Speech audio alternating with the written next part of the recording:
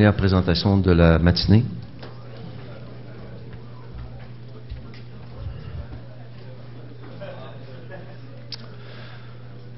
Un thème un peu différent.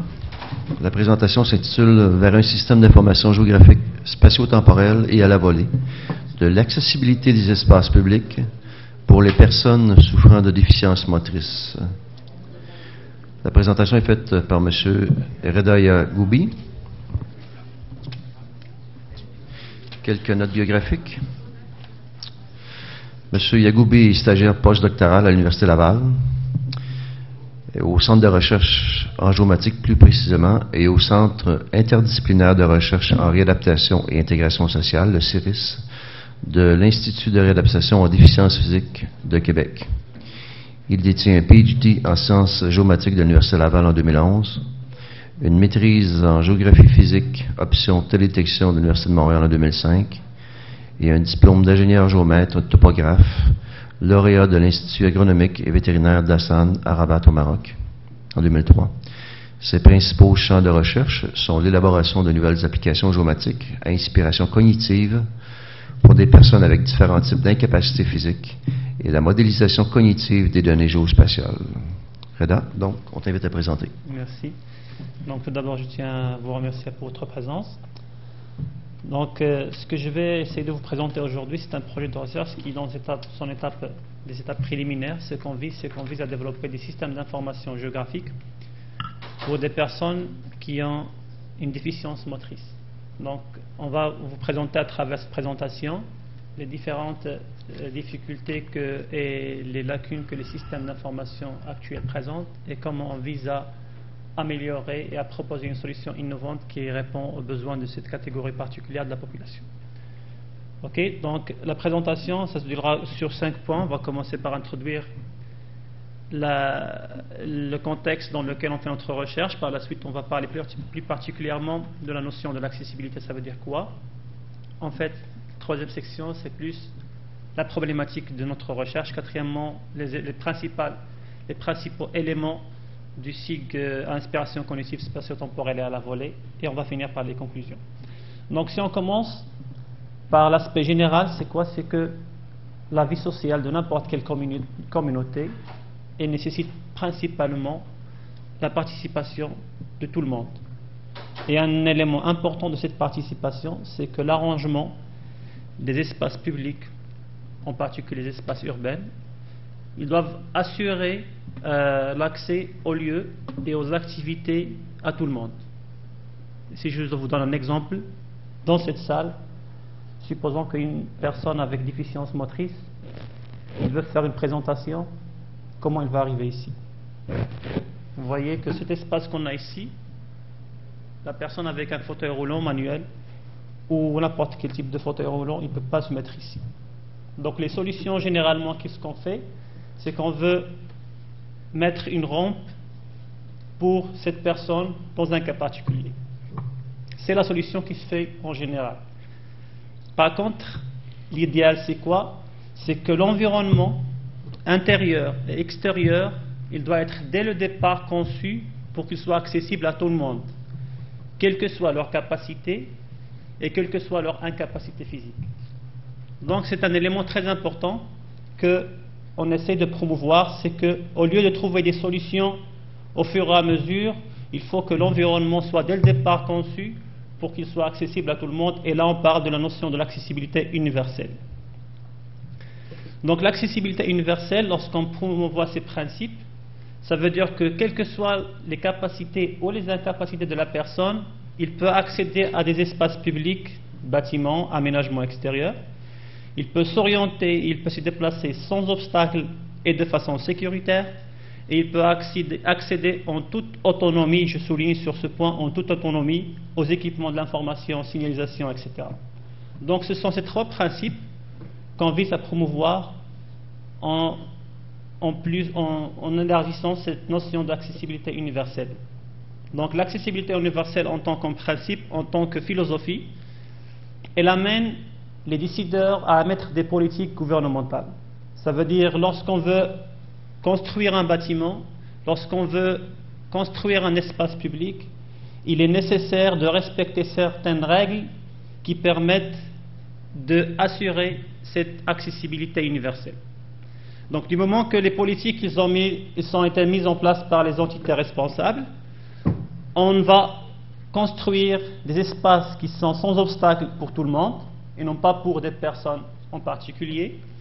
On va offrir des espaces dans lesquels les déplacements sont sécuritaires et on va aussi s'assurer que l'autonomie est un élément très important. Ça veut dire que la personne peut être autonome pour faire ses activités quotidiennes.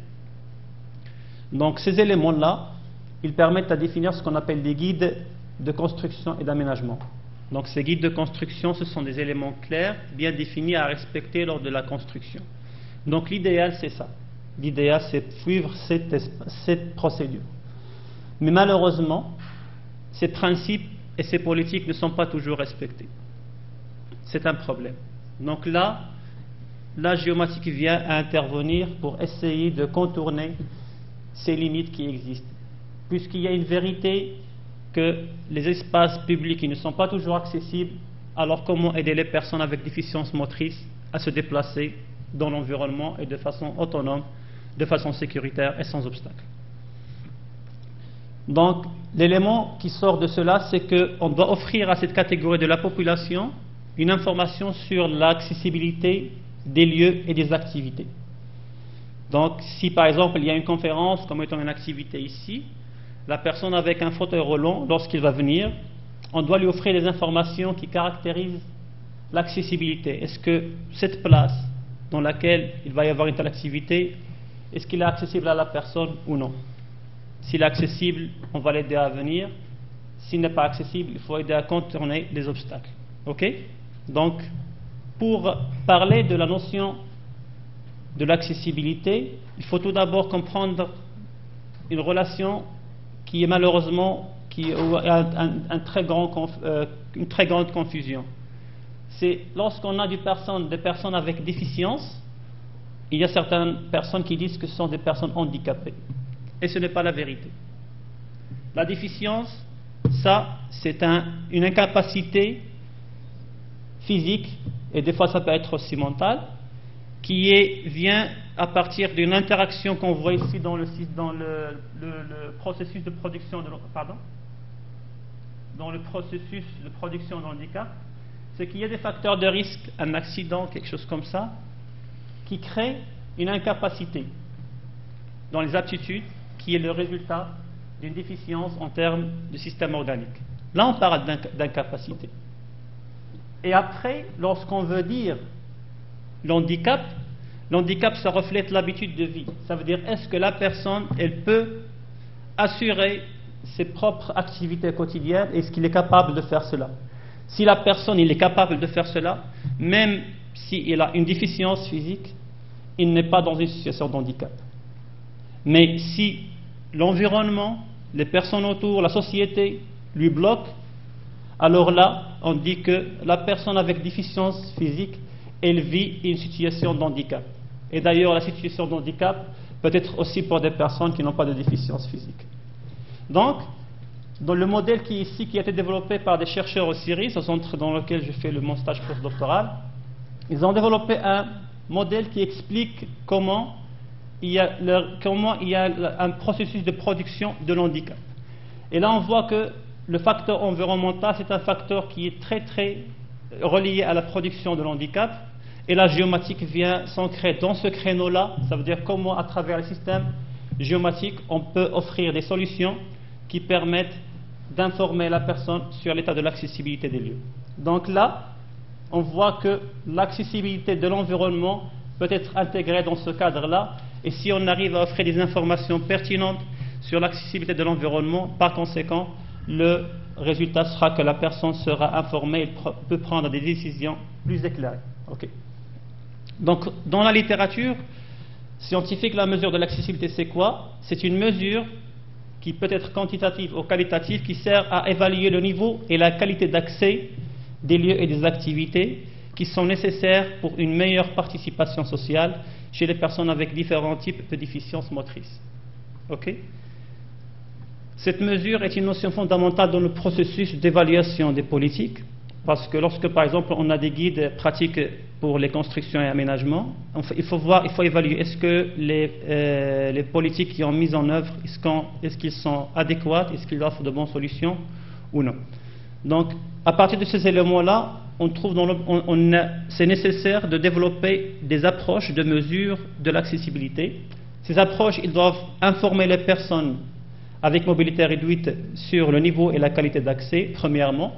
Et deuxièmement, ils doivent permettre de comparer l'apport des différentes politiques qui sont mises en place. Donc les approches de mesure d'accessibilité existantes qu'on trouve dans la littérature, et on a plein, généralement ils se basent sur 3 principes. Ils essaient de vérifier c'est quoi le moyen de déplacement, chaise roulante, manuelle, à proportion électrique, quadriporteur, etc. Deuxième élément, c'est quoi les barrières qui existent dans cet environnement. Et troisièmement, c'est quoi les types de facilitateurs, ça veut dire les choses que dans l'architecture on a mis en place afin de faciliter le déplacement de cette personne. Donc en se basant sur ces éléments-là, donc ici on voit que les politiques, ils permettent de définir des facilitateurs et l'environnement des fois il est engrangé d'obstacles. Donc à partir de ces éléments-là, on peut calculer, mesurer la qualité d'accès ou l'accessibilité en se basant sur plusieurs méthodes. Les questionnaires, des questionnaires que les personnes peuvent remplir pour nous donner une idée sur les obstacles, des observations que les personnes font sur terrain et des expérimentations avec différents types d'appareils de déplacement. Donc tous ces éléments-là, ça existe dans la littérature, mais le problème c'est quoi? C'est qu'ils ne répondent pas aux besoins particuliers de cette clientèle et on va voir pourquoi. Mais maintenant, on va voir c'est quoi l'apport de la géométrie comme étant un domaine qui permet à offrir des solutions qui informent cette catégorie de la population de leurs besoins en termes de déplacement. Donc on voit ici que les outils de positionnement GPS dans un environnement extérieur, c'est un élément très important qui permet d'informer sur la position de la personne. Les technologies mobiles, ils permettent d'avoir l'information en temps réel sur la qualité de l'accès, les bases de données dans lesquelles on structure les informations sur l'accessibilité ou sur l'environnement et la communication réseau sans fil. Donc ces éléments-là, si on arrive à bien les intégrer dans une approche qui est bien dédiée à cette catégorie de la population, là on pourra développer des outils d'assistance qui permettent de contourner les obstacles, qui créent généralement ce qu'on appelle une exclusion sociale, et qui permettent aussi de déterminer les chemins optimaux pour mesurer l'accessibilité. Okay. Maintenant, c'est quoi le problème et c'est quoi les limites qu'on avait vues dans les approches qui existent dans la littérature et dans le marché? Premièrement, c'est que la validité temporelle des informations qui sont fournies, ils ne sont pas à jour, ils ne sont pas acceptables. Pourquoi?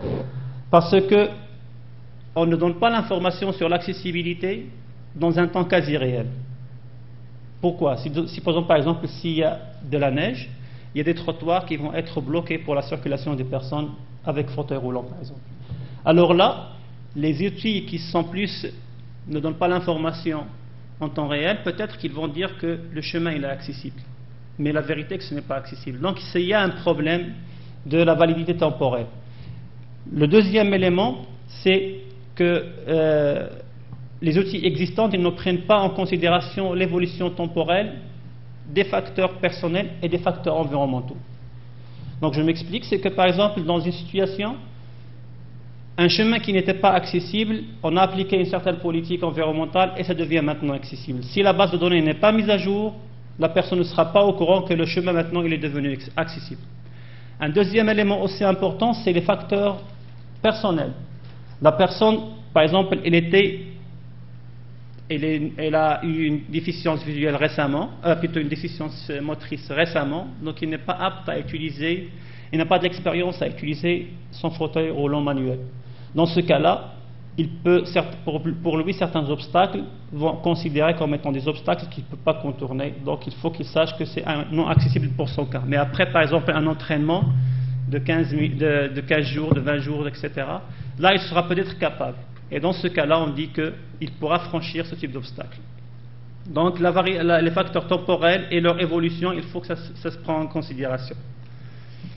Le deuxième point que les solutions existantes ne prennent pas en compte, c'est qu'il y a plusieurs profils d'utilisateurs. Donc, et en fonction de ces profils d'utilisateurs, la perception de l'accessibilité va être variable. Donc pour une personne avec, par exemple, avec une lésion médulaire et une autre personne qui n'a pas ce type de déficience, les obstacles vont varier, ils vont avoir une perception de niveau d'accessibilité très variable. Et les outils existants ne prennent pas ça en compte.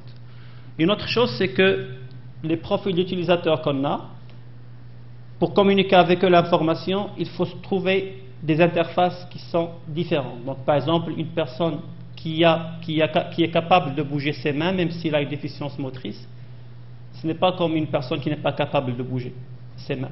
Donc, dans ce cas-là, il faut utiliser des interfaces qui sont multimodales. Ça veut dire, au lieu d'utiliser juste le tactile, il faut utiliser le sonore, il faut utiliser le soufflet, etc., pour permettre à différents types de populations d'avoir ces informations-là.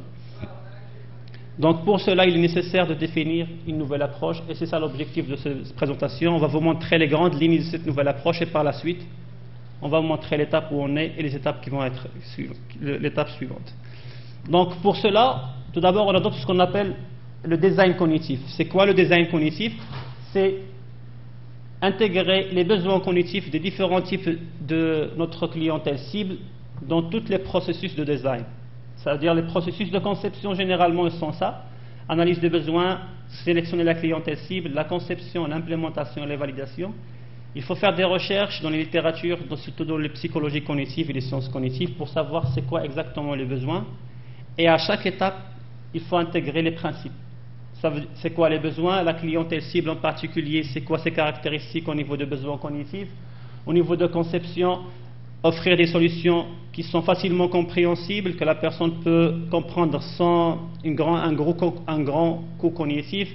La communication aussi doit se faire de façon simple et de façon intuitive. Donc ces éléments-là, il faut les prendre en considération lorsqu'on veut développer un tel système. Et par la suite, on définit les principales composantes de notre système. Premièrement, c'est quoi la première composante? C'est que le système proposé, c'est un système d'information spatio-temporelle de l'accessibilité. Spatio-temporelle, ça veut dire que les informations doivent être mises à jour en termes spatiels et en termes temporels, et en se basant sur le principe cognitif que je n'ai pas eu le temps de déplacer ici, qui était le sujet de mon travail de doctorat. Donc on utilise ces principes-là pour développer un tel système. Par la suite, il faut spécifier c'est quoi le moyen de déplacement, c'est quoi la perception des personnes en termes de leurs besoins cognitifs, c'est quoi leur expérience et c'est quoi leur niveau d'incapacité pour informer, pour donner une mesure accessible qui est personnalisée à la personne qui va utiliser cette solution. Troisièmement, c'est développer une interface qui est multimodale et qui est en même temps interactive, qui permet la communication des informations pour des personnes qui ont des profils vraiment très hétérogènes. Et quatrièmement, c'est de mettre à jour, trouver une approche pour mettre à jour de façon continue l'information caractérisant l'accessibilité, et aussi évaluer la validité des informations. Pourquoi? Parce que les informations sur l'accessibilité, elles vont être fournies par l'utilisateur lui-même du fauteuil roulant. Il doit être administré par la suite à un administrateur qui lui il va évaluer la qualité, et par la suite il va accepter ou refuser de mettre en place de telles mises à jour. Donc ici on voit notre système global dans lequel il y a le modèle d'interaction PPH qui permet de définir les choses qui vont créer des handicaps pour les éliminer. Ici on voit l'environnement physique dans lequel on va stocker les informations dans des bases de données. Ici c'est les interfaces qui vont être mobiles, multimodales et interactives pour communiquer avec les personnes qui utilisent la solution. Et ici le décideur qui permet de mettre à jour et d'accepter ou de refuser les données qui ont été transmises par les usagers. Ok? Donc maintenant, la première étape dans laquelle on est dans ce travail de recherche, comme je dis, il vient d'être amorcé, c'est que on a établi un outil de mesure de l'accessibilité. Les outils de mesure d'accessibilité qui existaient avant, ils avaient comme approche de faire des mesures objectives, mesurer la résistance, tout ça, par exemple, mesurer la pente, en fonction de la pente, c'est quoi la longueur que une chaise roulante peut y accéder, etc. Ce sont des approches plus objectives, mais qui manquent de cet aspect de perception de la personne. L'approche, nous, qu'on propose, c'est un questionnaire qui permet de déterminer tout d'abord le profil du participant. Là, il y a un ensemble de questions qu'on pose, par exemple l'âge, la taille, le poids, etc. Et aussi l'expérience sur le participant, combien d'années d'expérience est là, est-ce qu'il a suivi des séances d'adaptation, etc. Cette première section du questionnaire, elle va nous permettre de connaître exactement le profil. Et par la suite, il y a une deuxième partie dans laquelle on veut capter cette perception. Donc c'est un questionnaire dans lequel on a mis un ensemble des obstacles. Ici, j'ai fait juste un snapshot de quelques obstacles, mais on avait développé le questionnaire pour à peu près 50 obstacles et facilitateurs. Et là, le participant à cette étude, il va, pour chaque type d'obstacle, par exemple la surface du chemin en béton, il va donner son propre perception. Est-ce qu'il y a un obstacle complet? Est-ce qu'il y a un facilitateur optimal, etc. Et par la suite, la troisième section, là, si pour lui il y a un obstacle qui existe et qu'on n'a pas recensé dans la littérature, il va nous informer exactement sur ça. Par la suite, on va analyser les réponses des participants et on va déterminer des indicateurs sur l'accessibilité de chaque obstacle et facilitateur, mais en fonction du profil de la personne qui n'existe pas présentement dans la littérature. Donc ça veut dire un même obstacle, il peut avoir deux niveaux d'accessibilité en fonction du profil de l'utilisateur auquel on veut acheminer l'information. Donc par la suite, on va concevoir une base de données à inspiration cognitive sur l'accessibilité de l'environnement. Donc cette base de données, elle va intégrer les informations sur les obstacles et les facilitateurs. Plus particulièrement, qu'est-ce qu'on va faire? C'est qu'on va élaborer un modèle conceptuel de base de données à inspiration cognitive. Donc pour cela, il faut développer ce qu'on appelle une méthodologie de segmentation. On segmente l'espace de navigation en fonction des différents obstacles et facilitateurs. Par la suite, on va faire un peuplement de la base de données. Ensuite, développement d'une interface interactive et multimodale. Et par la suite, il faut valider la solution qu'on propose chez cette catégorie de la population. Donc ce sont des étapes qui vont être à venir dans ce projet de recherche. Puis les perspectives que ce projet de recherche vise à atteindre, c'est qu'on doit promouvoir les principes de l'accessibilité universelle chez les décideurs en termes gouvernementaux. On doit aussi offrir des informations qui sont à jour à cette catégorie de la population. On doit aider les utilisateurs avec différents types de profils à choisir des trajectoires optimales, accessibles et avec un minimum d'obstacles. Puis, il faut offrir une solution SIG avec une interface qui est appropriée parce qu'on a des profils d'utilisateurs qui sont vraiment très, très hétérogènes. Et tous ces éléments-là, ils vont aider à travers ce projet à améliorer la qualité de vie de la participation sociale des personnes qui souffrent de déficience motrice. Donc, je tiens à remercier les deux organismes, CRG et CIRIS, dans lesquels je fais actuellement mon stage postdoctoral, et ainsi à l'association des étudiants de radio géomatique. Et merci pour votre attention. Merci beaucoup. Merci beaucoup. Est-ce qu'il y a des questions? Non? Alors, M. Yagoubi, je vous souhaite la meilleure des chances dans votre ambitieux projet. Oui, merci. Merci de votre participation à Géomatique 2011. Et puis, en terminant, je vous invite tous à vous rendre au déjeuner causerie dans la salle Westmont, alors que la chercheure Mme Sonia Lupien nous entretiendra des effets sur le stress. Par ailleurs aussi, on vous rappelle que les exposants dans la Ligue du gouvernement du Québec organisent un tirage qui aura lieu dans le salon des exposants à 15h. Pour participer, il faut obtenir les étampes auprès des exposants et inscrire vos coordonnées, déposer votre passeport dans la boîte prévue à cet effet. Donc, je vous remercie de votre participation à cet atelier ce matin et je vous invite au déjeuner causerie. Merci.